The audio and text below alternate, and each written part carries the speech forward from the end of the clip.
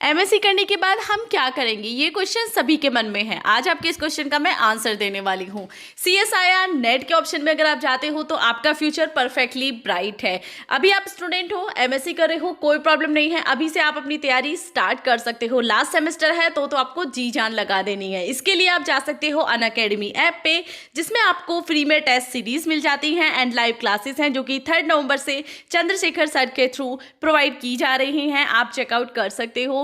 सभी सब्जेक्ट की आपको क्लासेस मिल जाएंगी, डेली टेस्ट सीरीज भी एंड डेली लाइव क्लासेस भी। लाइफ साइंस की भी आप क्लास देख सकते हो। आपको केमिस्ट्री, मैथमेटिक्स, फिजिक्स सभी की क्लासेस मिल जाएंगी अनअकैडमी पे।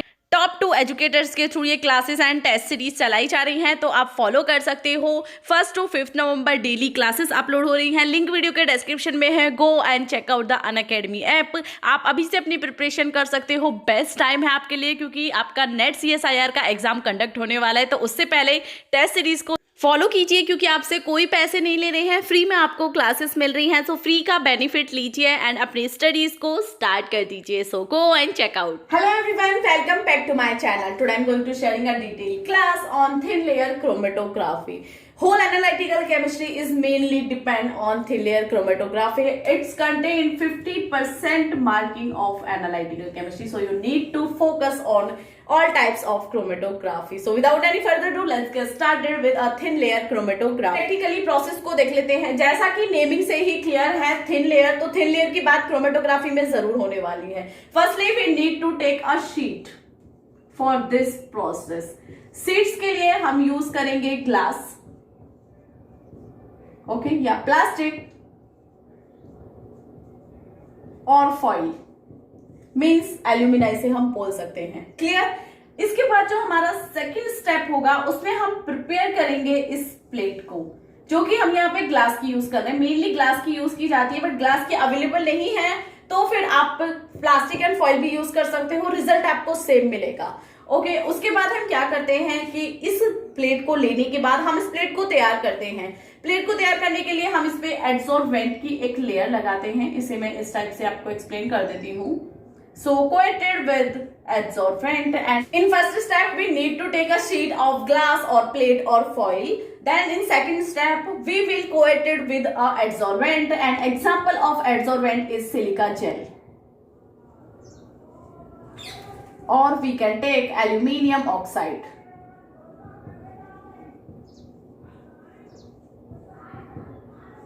Clear? Then after this step, plate is ready with adsorbent. Okay, then in this step we will put a sample injection. In third step we just put a sample. Sample हमको capillary tubes के through put करना है। Directly हम उसे put नहीं कर सकते हैं। कैपिलरी एक्शंस के थ्रू ही आपका जो सैंपल है वो पुट किया जाएगा या ड्रॉ किया जाएगा प्लेट पे।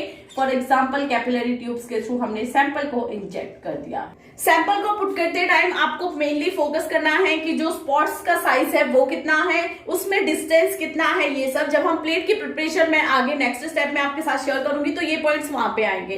क्लियर हुआ? सैंपल को हमने इंजेक्ट कर दिया।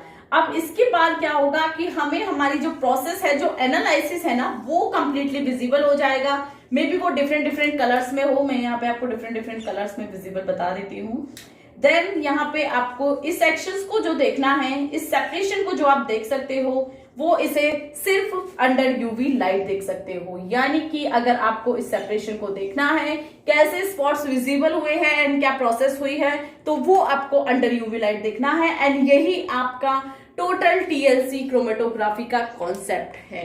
जब आप इसे प्रैक्टिकली करते हो तो ये कैसी होती है, अभी ये मैंने आपको सिंपल से सिंपल वे में बताया। जब आप प्रैक्टिकल अगर करोगे या जिसने किया भी है उसके लिए काफी सिंपल होगा एंड उन्हें समझ भी आएगा। एग्जैक्टली मैंने सेम प्रोसेस शेयर की है, बट अभी थ्योरी मैंने आपको जो बताई है सेम आपको थ्योरी में लिखनी है। अगर आप नोट्स की बात करते हो, नोट्स की लिंक वीडियो के डिस्क्रिप्शन में है, आप वो भी चेकआउट कर सकते हो। तो ये प्रोसेस हो गई आपकी थिन लेयर क्रोमेटोग्राफी की कंप्लीट प्रोसेस होती है। बट इसमें आपके काफी पॉइंट्स आ जाते हैं। आप जो कि फर्स्ट पॉइंट आता है प्रिपरेशन ऑफ प्लेट। इसके प्रिपरेशन कैसे करनी चाहिए, क्या पॉइंट्स को आपको फोकस करना है। उसके बाद आ जाती है कि कैपिलरी ट्यूब्स के थ्रू जो आपने सैंपल का इंजेक्शन किया है उसके लिए प्रोसेस क्या थी, किन बातों का आपको ध्यान रखना है। देन थर्ड आ जाता है कि आप इस एनालिसिस को देख कैसे सकते हो। सो ये 3 पॉइंट्स हैं एंड उसके बाद आपके थिन लेयर क्रोमेटोग्राफी के डायरेक्टली एप्लीकेशन है एंड आपका टॉपिक कंप्लीट हो जाता है। So now move on to the first point which is preparation of plate. So we will take a plate coated with a adsorbent. Then thickness of coated adsorbent is mainly depend on our preparation of plate. So we will need to take up it into between 0.1 to 0.25 mm for analytical process. यानी कि आपने plate ली, उसपे आपने, मैंने आपसे बोल दिया जो आपकी प्रोसेस थी कि आपको इसे कोएट कर देना है स्टेशनरी फेस के साथ, बट इसकी थिकनेस कितनी रखनी है वो आपकी प्रिपरेशन ऑफ प्लेट में आती है। तो वो आपको रखनी है एनालिटिकल प्रोसेस के लिए 0.1 से 0.25 mm तक कंप्लीट। इसके बाद जो आपका नेक्स्ट स्टेप होता है, आपने थिकनेस कर ली प्लेट को प्रिपेयर करने के लिए, देन आपको क्या करना है, इस प्लेट को ड्राई करना है। ड्राई हम ओवन में करेंगे एंड जिसका टेम्परेचर हमें रखना है 110 डिग्री सेल्सियस। ओके एंड इसके बाद जैसे ही ये ड्राई हो जाएगी आपका प्रिपरेशन ऑफ प्लेट का जो स्टेप है वो कंप्लीट हो जाएगा। इसके बाद प्रिपरेशन ऑफ प्लेट का जो स्टेप है वो कंप्लीट हो जाता है। सिर्फ आपको मेनली फोकस करना है कि जो आपने एडसॉर्बेंट अप्लाई किया है उसकी थिकनेस कितनी होनी है एंड आपको जो प्लेट को ड्राई करना है वो किस में करना है, ओवन में करना है एंड उसके लिए जो टेम्परेचर है वो कितना रखना है। क्लियर हुआ। देन आ जाता है आपका second point which is using capillary tube या कैपिलरी एक्शन जो होता है वो कैसे होता है। तो इसमें हम क्या करते हैं, प्लेट है हमारी, देन इसमें हम सैंपल का इंजेक्शन करेंगे।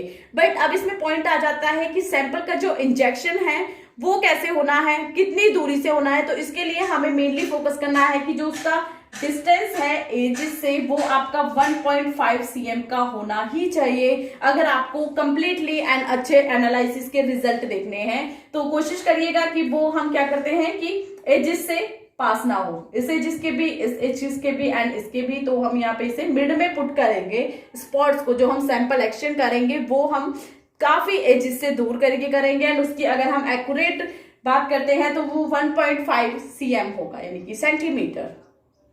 आपको इसे दूर रखना है। देन जो इसका नेक्स्ट स्टेप है वो है, अगर हमने यहाँ पे नॉन वॉलेटाइल मिक्सचर को यूज किया है, जिसकी बात स्टार्टिंग में मैंने की थी कि थिन लेयर क्रोमेटोग्राफी में हम यूज करते हैं नॉन वॉलेटाइल सॉल्वेंट को ही सेपरेट की टेक्निक के थ्रू। तो इसमें अगर हमने नॉन वॉलेटाइल यूज किया है तो ये डायरेक्टली ओवन में ड्राई नहीं होगा, इसके लिए हमें यूज करना है वैक्यूम चैम्बर। ओके एंड उसी से आपको ड्राइड प्लेट मिलेगी एंड उसके थ्रू आपको अच्छा रिजल्ट मिलेगा। Second point is placement of plate. हमने वो समझ लिया कि हमें प्लेट को प्लेस कर देना है, देन ड्राई कर देना है, स्पॉट का इंजेक्शन कर देना है ना, हमें हमारी प्रोसेस मिल जाएगी। बट इसमें आपको कुछ थिंग्स को ध्यान रखना है, जैसे कि आपको प्लेट को टच नहीं करना है। आप डायरेक्टली हैंड से प्लेट को टच नहीं कर सकते। अगर आप टच करोगे तो इस टाइप से स्पॉट्स बन जाएंगे उस पे एंड वो आपकी यूवी लाइट में जब आप रिजल्ट को देखोगे तो वो विजिबल होंगे। तो उसे टच नहीं करना है बिल्कुल भी। इसके बाद जब भी आप इसे प्लेस करोगे, चैम्बर की अगर हम बात करते हैं या हम ओवन की बात करते हैं इसे ड्राई करने के लिए, तो उसमें आपको अपने ग्लव्स पहनने हैं। सेकेंड वन इज कि आपको अगर इसे टच करना है तो आप एजिस से टच करोगे यहां से, यानी कि साइड से जो आपकी प्लेट के एजिस है वो आप यहां से टच नहीं कर सकते, आप ऐसे टच नहीं कर सकते हो लाइक ये। सो प्लेसमेंट ऑफ प्लेट में आपका मेन पॉइंट जो आता है कि आपको फिंगर्स के थ्रू टच नहीं करना है। ये आपकी प्लेट है, यहाँ पे हमने सैंपल इंजेक्ट किया है तो हम इसे इस टाइप से कैरी करेंगे। ओके इस टाइप से, सी ठीक है। हम इसे सैंपल की साइड से ऐसे कैरी नहीं कर सकते हैं, अदरवाइज हमारा जो रिजल्ट है वो बिल्कुल भी नहीं आएगा। तो प्लेट को इस टाइप से कैरी करके ही आपको प्लेस करना है। ऐसे आप कैरी कर सकते हो एंड यहाँ सैंपल है तो आपको उसे प्लेस कर देना है। अब इसमें आपका सेकंड पॉइंट आ जाता है कि आपकी प्लेट आपने सेफ रख ली, आपने उसे फिंगर से टच नहीं किया तो उस पर डस्ट पार्टिकल नहीं होंगे, आपको रिजल्ट क्लियर दिखना चाहिए। बट वो आपका डिपेंड आपके ओवन में भी करता है एंड आपके वैक्यूम चैम्बर में भी करता है, यानी कि जिसमें आपको इसे पुट करना है वो कितना क्लियर है, वो कितना साफ है। तो इसके लिए आपको कोशिश करनी है ओवन में अगर डस्ट पार्टिकल्स हैं उसे आप क्लियर कर लो। मे भी कुछ ऐसे पार्टिकल्स हैं जो आपको आपकी आई से नहीं दिखेंगे, तो वो अगर होते हैं वहां पे तो वो आपके रिजल्ट को विजिबल नहीं होने देंगे। सो इसमें आपको ध्यान रखना है मेनली कि आपका जो ओवन है और आपका वैक्यूम चैम्बर है, कोई भी जो भी आप यूज कर रहे हो वो साफ होना चाहिए, क्लियर होना चाहिए, उस पर कोई भी डस्ट पार्टिकल ना हो। मे बी डस्ट पार्टिकल है, कुछ पार्टिकल्स हैं जो आपको आपकी आईज से विजिबल नहीं होंगे, तो उसमें आपको रिस्क नहीं लेना है, क्योंकि अगर यहाँ पे डस्ट पार्टिकल है तो वो आपकी प्लेट पे विजिबल होंगे, एंड प्लेट पे विजिबल होंगे तो आपका एनालिसिस जो है वो सही तरीके से होगा ही नहीं। तो इसके लिए आप यूज भी कर सकते हो जो टेक्निक मैंने यूज की थी, मतलब हमारे टीचर्स ने हमें बताया था। तो उसके लिए आप कोई भी पेपर यूज कर सकते हो, आप फिल्टर पेपर ले सकते हो, एंड उसके बाद इस प्लेट को इस टाइप से इस पे फिक्स करके रख दीजिए। इससे क्या होगा, अगर कोई आपका डस्ट पार्टिकल है भी तो वो आपकी प्लेट को डायरेक्टली टच नहीं करेगा एंड आपके रिजल्ट को अफेक्ट नहीं करेगा। तो ये इस टाइप से करके आपको प्लेस कर देना है और आपकी टीएलसी की कंप्लीट प्रोसेस इसी टाइप से हो जाती है। जैसे मैंने एक्सप्लेन किया है वो सेम वे है जैसे आपको प्रैक्टिकल कराएंगे आपके टीचर्स। मे बी इस वीडियो को आप बाद में देखो एंड आपके प्रैक्टिकल तब तक हो जाए तो आप कमेंट करके खुद बताओगे कि यस मैम ऐसे ही प्रैक्टिकल कराया था। तो कंप्लीट प्रोसेस प्रैक्टिकल की मैंने यहाँ पे आप सबके साथ शेयर की है, जितनी इजी लैंग्वेज में मैं शेयर कर सकती थी वैसे की है। तो इसके बाद अगर आपको नोट्स के लिए जाना है एंड आपको डिटेल में हैंड रिटन नोट्स चाहिए तो वो भी मिल जाएंगे, लिंक वीडियो के डिस्क्रिप्शन में है। उसके अलावा आई नो कि आपको कंप्लीट अगर वीडियो आपने देखी है, कंप्लीट क्लास को वॉच किया है, तो आपका टीएलसी का कॉन्सेप्ट क्लियर हो गया होगा कि एग्जैक्टली इस प्रोसेस में होता क्या है। सो सभी प्रोसेस समझ आ गई हैं तो फिर आप खुद से भी अपने नोट्स बना सकते हो। So thank you for watching.